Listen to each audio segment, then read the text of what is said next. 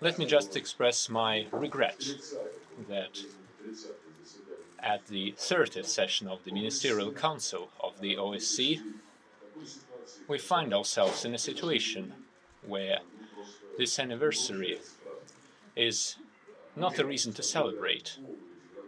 We see a full downfall of everything that's been created and established by the OSCE, and before that at the CSCE, the Conference on Security and Cooperation in Europe.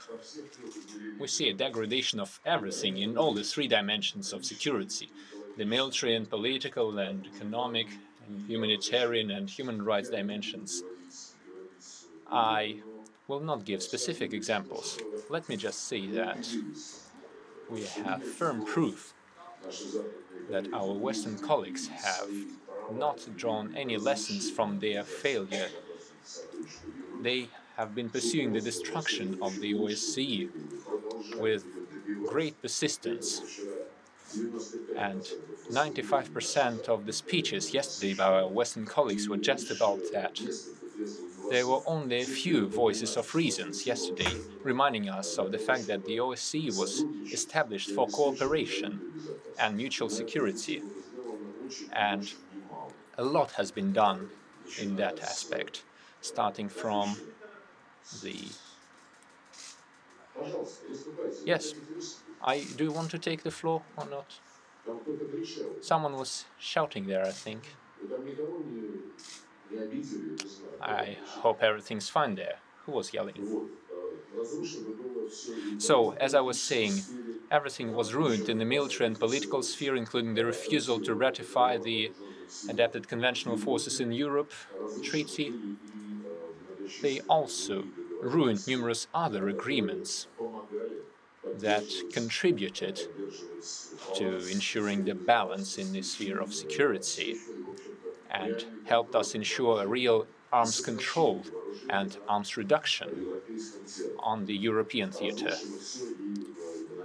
In the economic sphere, everything's been destroyed too. There's nothing more to say about that. The second basket has been completely ruined by the unprecedented sanctions that have been imposed by the European Union and the United States on the Russian Federation to a great extent. There is nothing even to say about human rights. For many years following the coup d'etat in Ukraine in February 2014, after the beginning of the so-called anti-terrorist operation of the Kiev neo-Nazi regime to suppress Donbass, whose people refused to accept the criminal coup and the criminal authorities. They had no issue with the deaths of the children, of women, of civilians. They had no issue with the complete trade and economic blockade of Donbass, as well as the cessation of water supply to the Russian Crimea. We see an apparent degradation, and this is lamentable. Also, the fact that the West does its destructive line is demonstrated by our talk right now.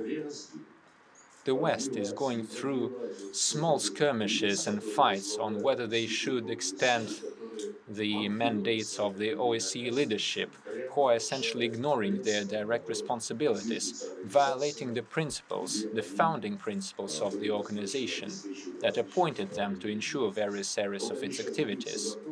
Now they are fighting to extend each other's mandates, the mandates of the various commissioners for mass media and other affairs. They are trying to extend them by 9 months or 12 months, and this is just small infighting that has nothing to do with the deeper crisis in the organization. That's the only thing they're concerned about. The Macedonian chairmanship has promoted a very good slogan, "It's about people." Still, yesterday, during my work lunch, I drew the attention of our colleagues to one fact. I believe that when we say it's about people, we mean all the people, all the citizens of our countries in the OSCE. Even non-citizens who retain this shameful status in Latvia and Estonia. But as it turns out, all their concern about people is only about 4 specific people who are currently leading various OSCE structures. At least that's what we see from the nervous activism of our Western colleagues. To be honest with you, I'm quite indifferent to the outcome of their small fighting and the attempts to trade for an extra day or an extra week to continue the blatant violation of all the OSCE principles by the so-called leaders of the Democratic Institutes and Human Rights Bureau office, as well as the mass media office and the offices of the people involved with the rights of national minorities. So, on this not quite optimistic note, I would like to end my introductory word, and I'm ready to take your questions. Russia TV channel, please. Denis Davidov TV channel, please.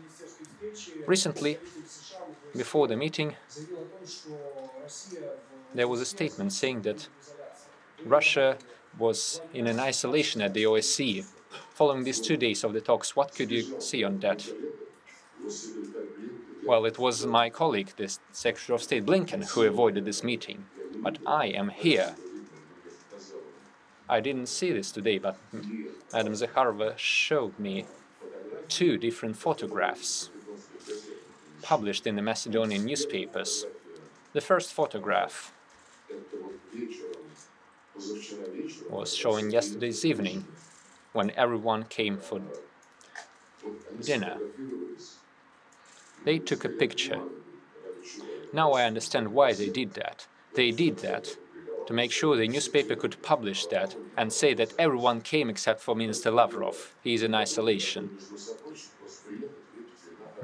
Yesterday they just had a nice evening with Macedonian wine and food, but the opening was in the morning. And other newspapers published the photo from the morning session, the opening, where all the countries were present, including the Russian Federation, that I represented together with my other colleagues. But during the evening dinner, we were not present. In the morning, there was no Ukrainian minister or ministers from Poland or the Baltic states. Secretary of State Blinken left, Borrell left. Why does this happen?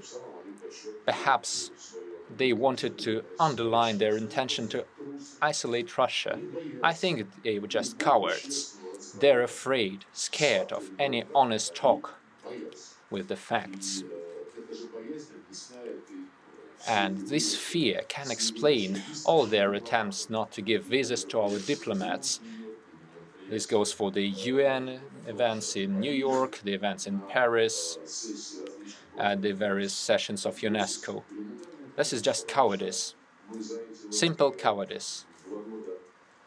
Throughout the 2 years of this hysterical hybrid war unleashed by the West against Russia, we see that they have no reasonable arguments, while we have presented our facts yesterday in great detail and no one objected.